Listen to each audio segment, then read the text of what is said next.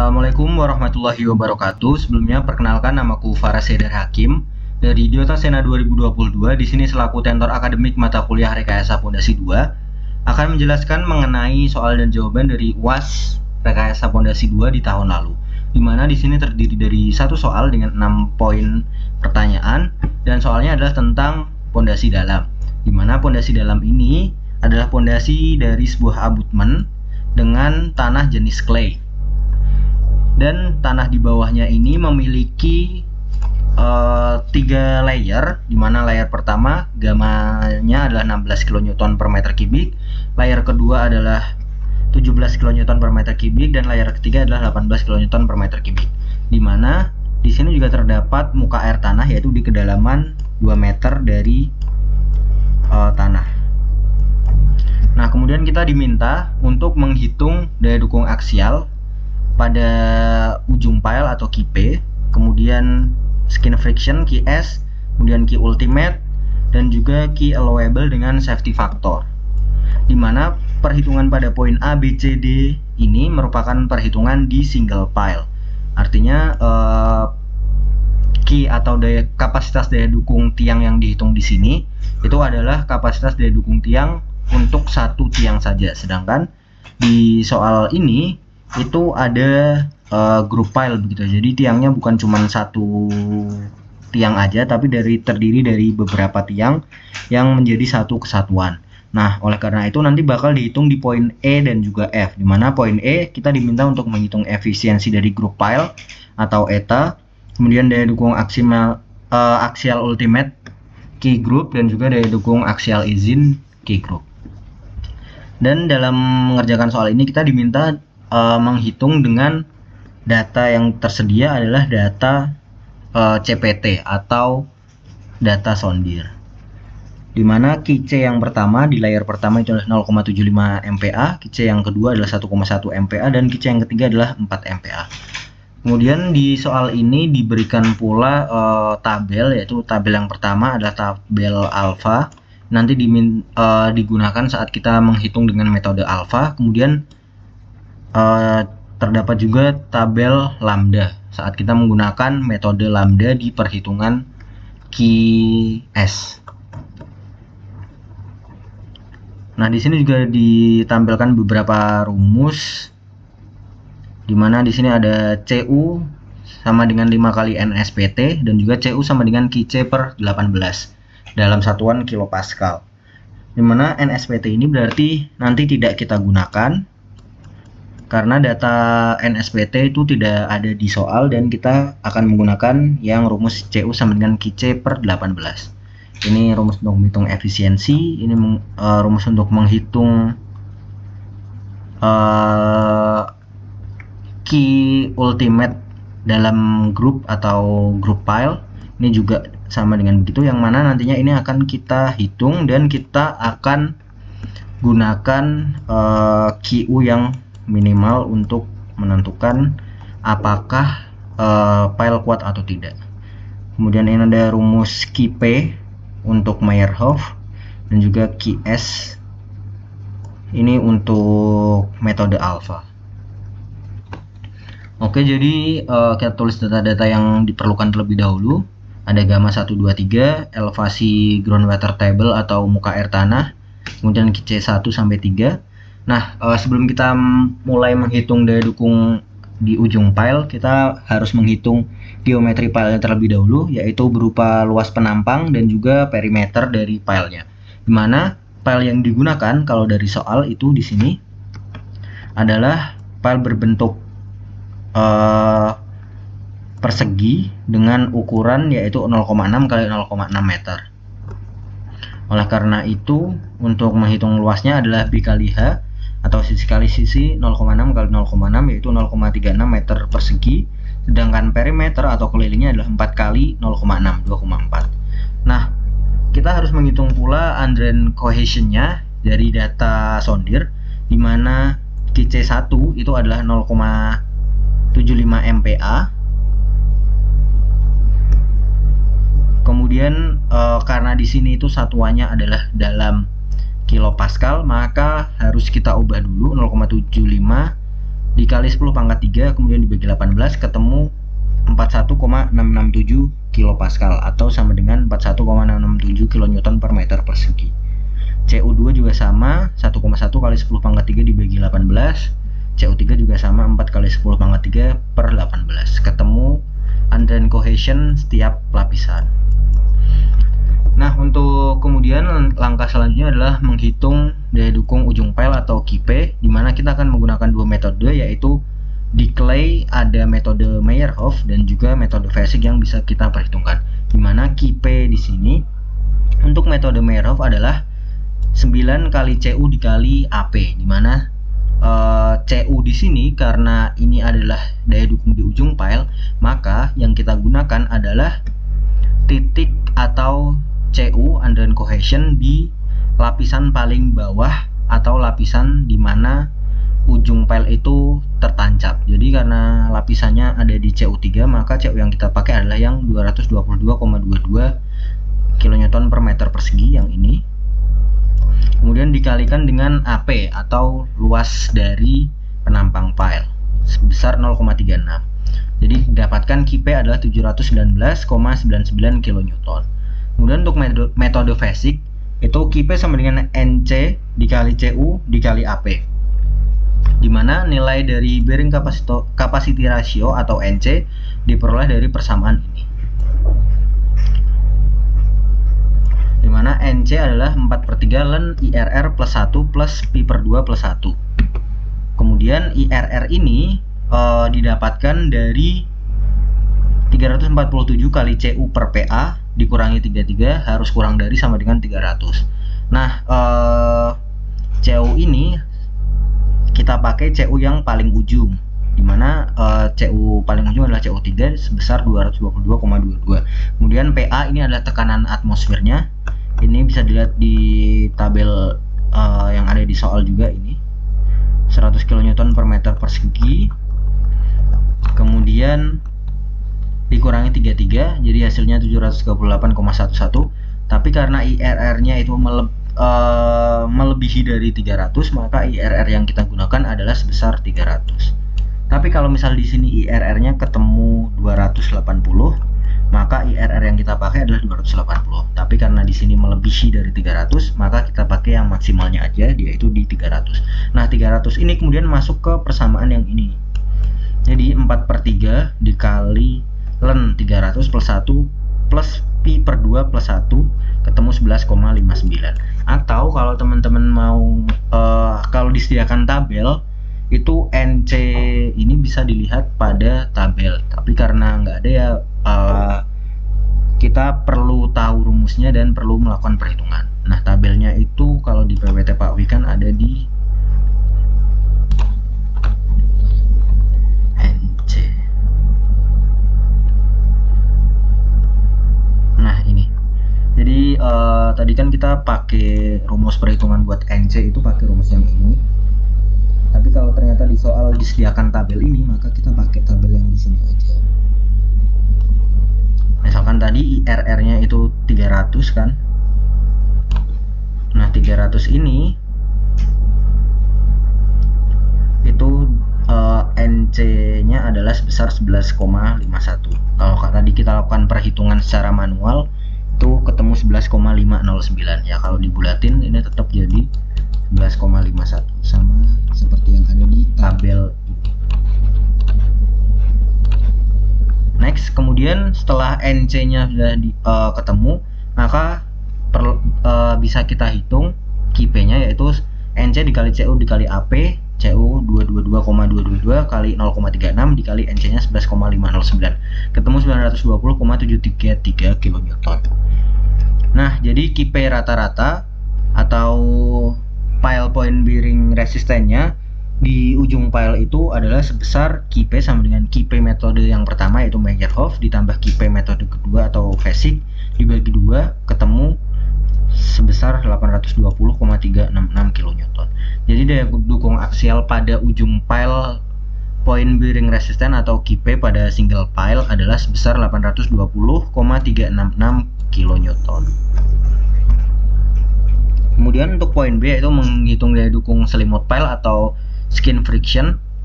itu kita bisa menggunakan metode alfa dan juga metode lambda. Nah, di sini kita menggunakan metode alfa terlebih dahulu, di mana rumusnya adalah Qs sama dengan P kali L kali F. Rumus ini juga udah ada di soal di sini. Nah, ini Qs sama dengan P kali L kali F.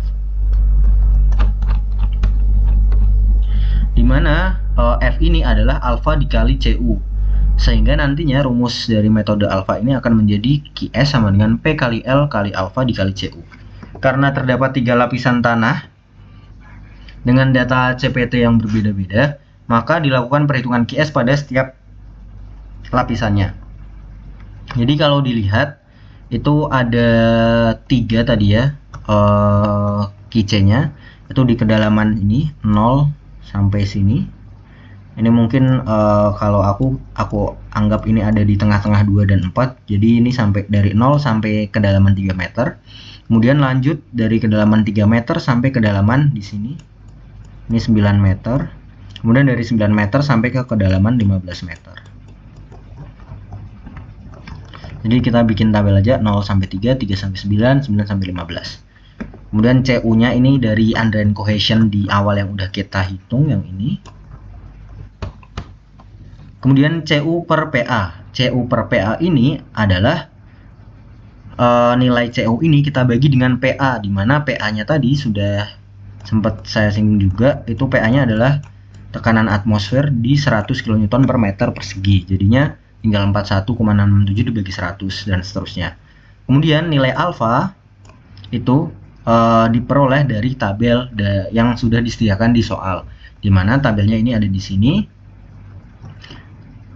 Misal contoh di sini kita nilai CU per PA-nya adalah 0,3, berarti alfanya adalah 0,82. Nah, akan tetapi di soal ini nilai alfanya itu enggak bulat begitu ya teman-teman. Misal di sini ada 0,729 plus 0,615. Ini kan enggak persis di 0,7, enggak persis di 0,6, enggak persis di 0,3.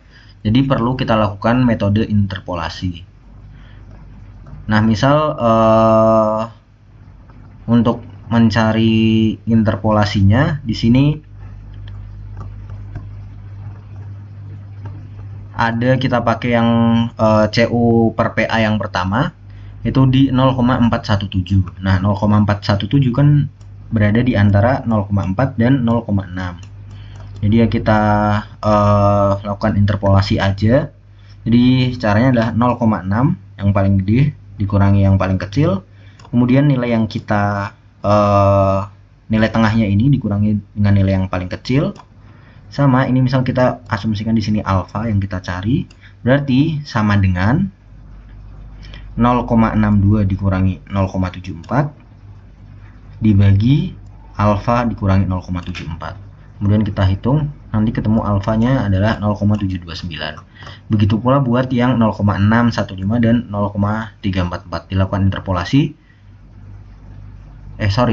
Untuk yang 0,611 dan 2,22 perlu kita lakukan interpolasi sehingga nanti mendapatkan 0,615 dan juga 0,344. Kemudian Qs-nya adalah tinggal kita kalikan, yaitu P dikali L dikali alfa dikali Cu, dimana P-nya di sini adalah perimeter teman-teman yang awal tadi udah kita hitung, yaitu perimeternya atau kelilingnya adalah 2,4.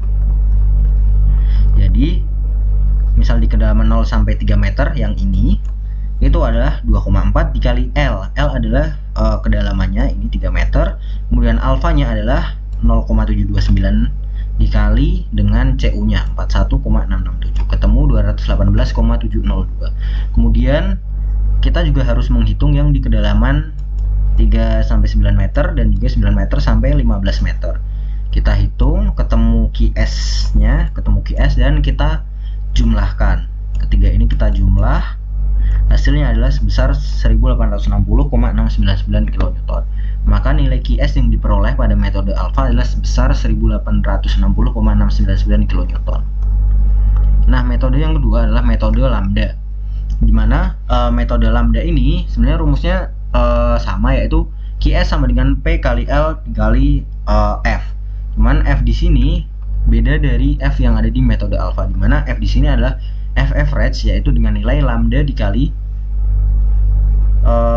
sigma 0 plus 2CU, dimana nilainya adalah A1 plus A2 plus A3 plus A4 per L. Nah, kalau yang di sini kita harus bikin diagram tegangan tanahnya terlebih dahulu.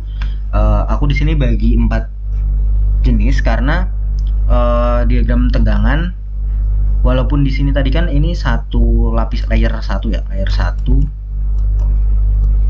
layer 2, terus ini layer 3.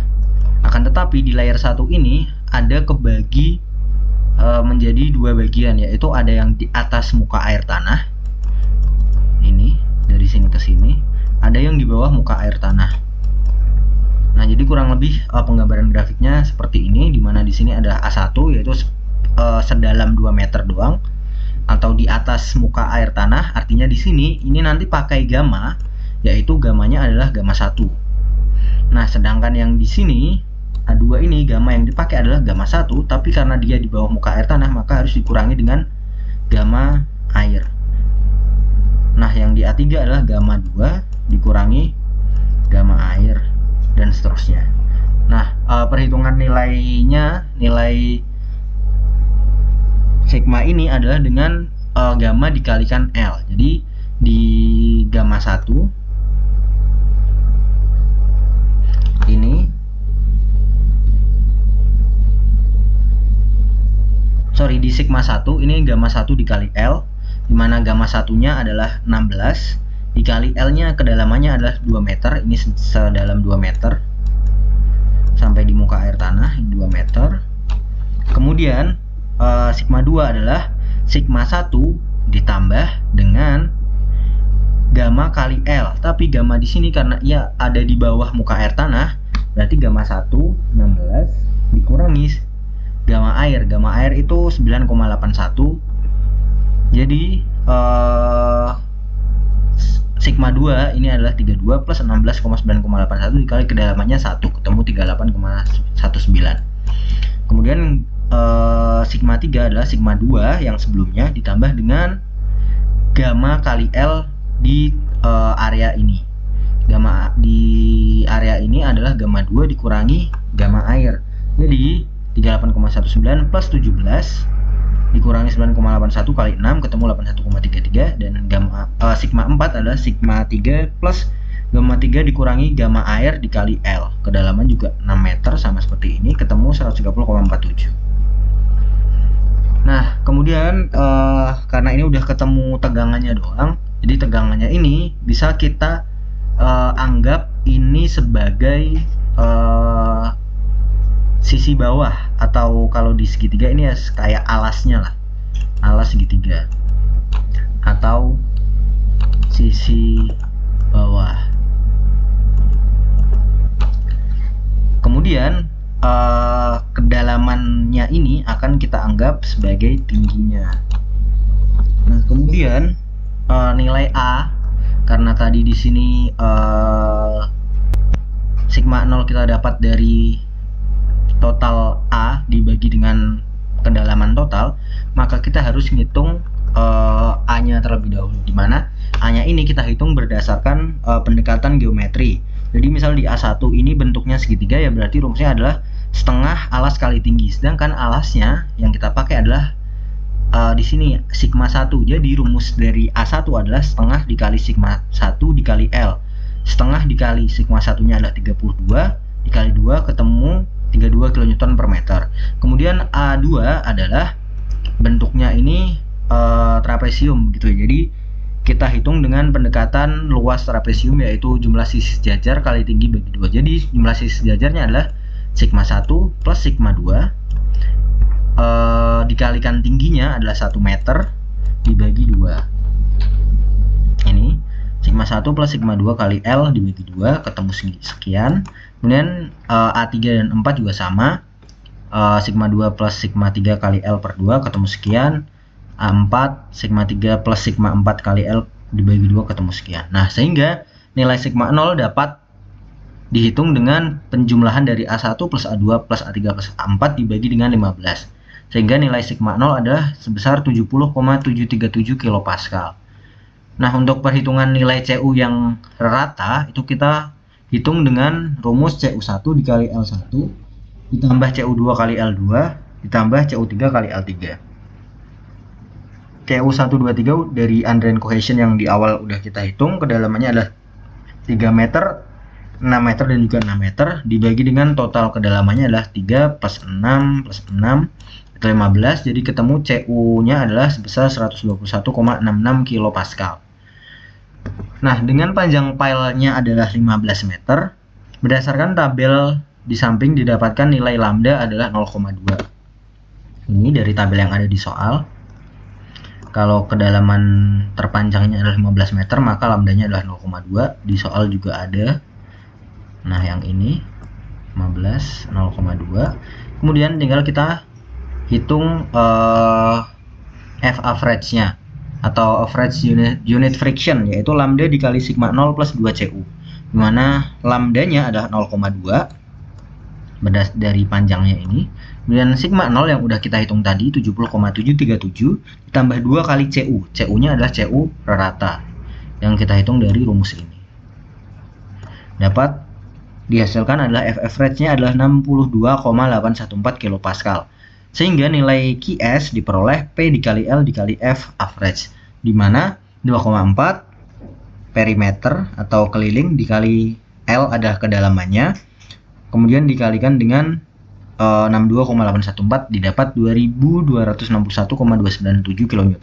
Sehingga nilai QS dengan metode lambda adalah sebesar 2261,297 kN. Jadi QS rata-ratanya adalah QS metode alpha dijumlah QS lambda dibagi 2.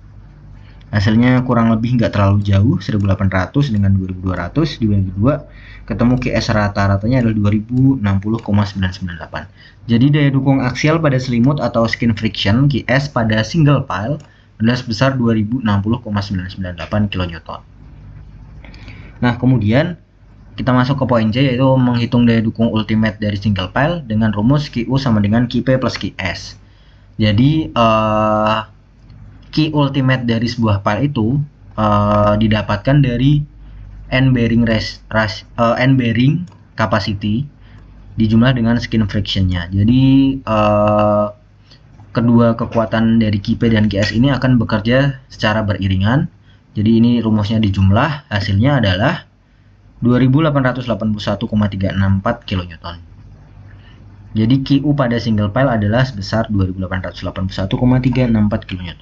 Kemudian untuk daya dukung aksialnya, jadi untuk daya dukung aksial ini dengan faktor of safety-nya atau derajat keamanannya Fs-nya adalah 3, karena di tiang pancang atau pondasi dalam itu Fs yang digunakan itu umumnya adalah di 3, maka di sini aku asumsikan menggunakan Fs sama dengan 3. Jadi nilai Q all dapat dihitung dengan Q ultimate yang udah dihitung di atas ini dibagi dengan 3, didapatkan 960,455 kN. Jadi Q allowable pada single pile ada sebesar 960,455 kN. Kita masuk ke poin yang kelima atau poin E, dimana kita diminta untuk menghitung group pile. Dimana dari soal itu dapatkan data seperti ini. Kita anggap yang sisi ke bawah ini N adalah N1 dan ini adalah N2. Jadi N ini adalah jumlah pile yang ada di arah X maupun arah Y. Nah, di arah X ini N2 itu ada 3 pile, 1, 2, 3. Kemudian di arah Y ini ada 6, 1, 2, 3, 4, 5, 6. Dengan D atau diameternya adalah 0,6 atau sisinya ini adalah 0,6, dan juga D kecil itu jarak antar as ke as pile-nya di sini itu sejauh 2 meter. Maka untuk menghitung efisiensi group pile itu kita menggunakan rumus yang ada di soal aja. Ini rumus dari Labare sepertinya. Sebenarnya ada banyak cara untuk menghitung dari persamaan efisiensi group file, tapi yang diberikan di soal rumusnya adalah rumus dari persamaan converse Labare, jadi kita pakai itu aja. Jadi untuk penghitungan efisiensi ini yaitu eta sama dengan 1 dikurangi N1 dikurangi 1 kali N2 plus N2 min 1 dikali N1 per 90 N1 N2 dikali theta, dimana didapatkan sudutnya di sini adalah tan pangkat min 1 diameter dibagi dengan jarak as ke as didapatkan 16,699 derajat, maka nilai etanya adalah 1 dikurangi N1 nya 6, ini tadi N1 6 dikali 3, ini N2 nya adalah 3, dan seterusnya dikali dengan 16,699 didapatkan 0,722. Jadi efisiensi dari group file yang ada di soal ini adalah 0,722. Nah, nilai dari efisiensi ini kita simpan terlebih dahulu. Kemudian kita menghitung daya dukung ultimate dari group file, dimana kita nanti akan menggunakan dua jenis perhitungan, dimana di sini di soal juga ditampilkan ada dua rumus yang digunakan. Ini rumus yang pertama untuk group file, ini ada rumus yang kedua untuk group file. Yang pertama, sigma QU sama dengan N1 dikali N2 dikali QP plus QS, dimana QP plus QS yang di sini adalah dijabarkan dengan rumus 9CU dikali AP dan QS-nya dijabarkan dengan rumus PL dikali alfa dikali CU. Nah, ini kita nggak perlu ngitung lagi. Kenapa? Karena 9CU dikali AP ini adalah rumus dari QP metode Meyerhof. Jadi kita tinggal lihat hasil dari QP metode Meyerhof yang udah kita hitung di atas. Ini Meyerhof. Kemudian QS yang dengan rumus sigma PL kali alfa kali CU adalah metode alfa. Jadi kita lihat aja QS yang metode alfa yang udah kita hitung di atas. Jadi tinggal dikali dijumlah QP plus QS-nya kita kalikan dengan N1 dan N2-nya. Jadi yang Meyerhof tadi di atas kita coba lihat. QP Meyerhof itu didapat 719,999 dan QS yang alfa didapat 1860,699. Nah, itu kita masukkan ke sini 1860,699 sama 709,999. Kita jumlah dikalikan dengan N1 N2 ketemu 46.452,564 kilonewton. Nah, kemudian sigma QU yang kedua itu rumusnya LG dikali BG dikali CU P. P ini adalah poin, jadi maksudnya yang ada di ujung, dikalikan dengan NC ditambah sigma 2 kali LG plus BG dikali CU dikali delta L, dimana LG dan BG dapat dihitung dengan formula berikut. Nah, mungkin ini yang perlu jadi perhatian teman-teman, dimana nilai dari LG ini itu harus lebih besar dari BG. Nah, rumus awalnya itu adalah N dikurangi 1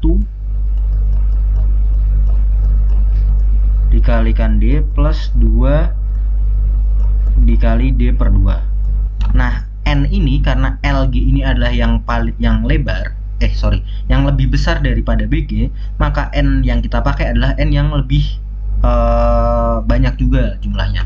Kalau di kita yang lebih banyak ini kan arah yang ke arah Y, dimana ini N1. Berarti rumusnya itu LG adalah N1 dikurangi 1 dikalikan D, sedangkan dan seterusnya. Sedangkan BG adalah N2 dikurangi 1 dan seterusnya. Jadi dihitung dapat LG adalah 10,6, BG adalah 4,6. Nah, semisal teman-teman mengasumsikannya yang ke arah X ini adalah N1 dan ke arah Y adalah N2, atau kebalikan dari yang kulakuin di sini, maka untuk LG-nya kita pakai juga yang N2. Sedangkan BG-nya kita pakai N1. Itu tergantung dari mana yang lebih panjang. Dimana syaratnya adalah LG harus yang lebih besar daripada BG-nya. Itu bisa dilihat di sini.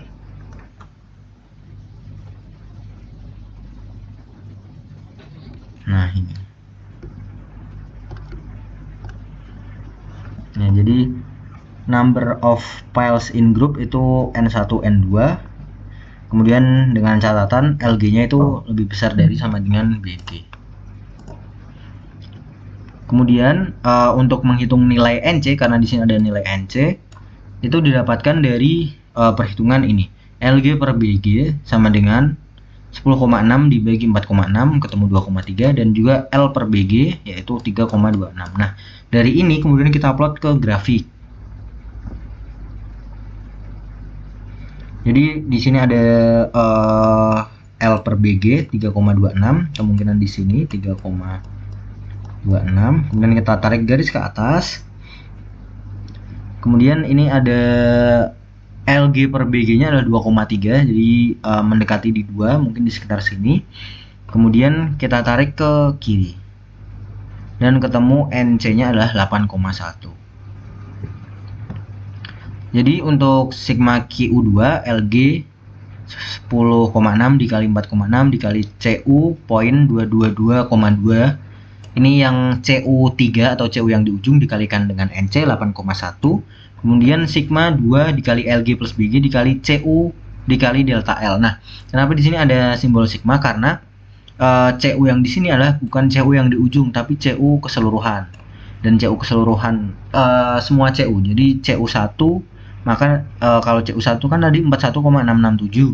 Jadi CU2-nya ini kan CU1 dikali L1. Terus ini adalah CU2 dikali L2, kedalaman yang kedua adalah 6 meter. Kemudian ini adalah CU3 dikali 6 meter, ini L3. Makanya di sini ditulis ada sigma 2 LG plus BG dikali CU per dikali delta L.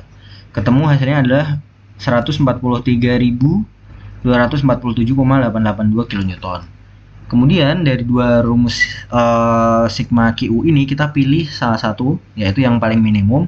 Kita dapatkan besarnya adalah 46.452,564 kN.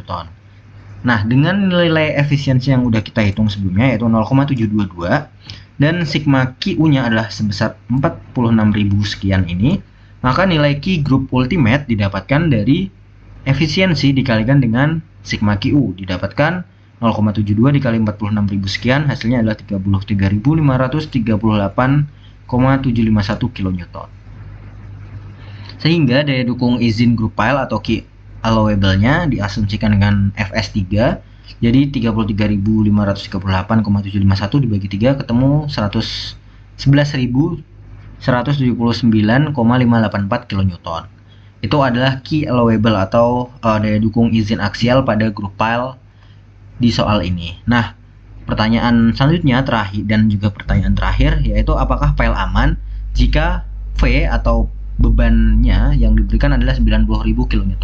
Karena syarat file itu aman, itu adalah key allowable-nya lebih besar daripada bebannya, tapi karena di sini key allowable-nya yaitu 11.000 tadi kurang dari 90.000, maka file tidak aman. Jadi karena daya dukung aksial pada grup file lebih kecil daripada beban aksial V yang diterima, maka file dinyatakan tidak aman. Nah, mungkin cukup sekian dari aku. Mungkin kalau ada salah-salah kata mohon dimaafkan, dan mungkin dari teman-teman yang semisal ada yang ingin ditanyakan bisa langsung mengontak CP berikut. Oke, cukup sekian. Terima kasih. Wassalamualaikum warahmatullahi wabarakatuh.